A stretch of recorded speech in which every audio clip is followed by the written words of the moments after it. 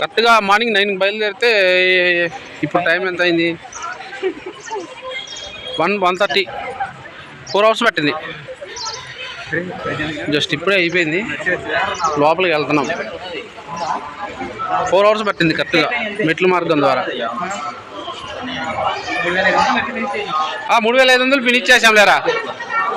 ఇంకా 50 ఉన్నాయి కదా. 3,550 కదరా, అయిపోయిందిలే మొత్తానికి అయితే. ఇంక 50 ఈజీగా వెళ్ళిపోతాం కదా. ఇది మన ఇప్పుడు కిలోమీటర్ ఫినిష్ చేయాలి గుడాగా. అంతే కరెక్ట్గా చెప్పు అబ్బా.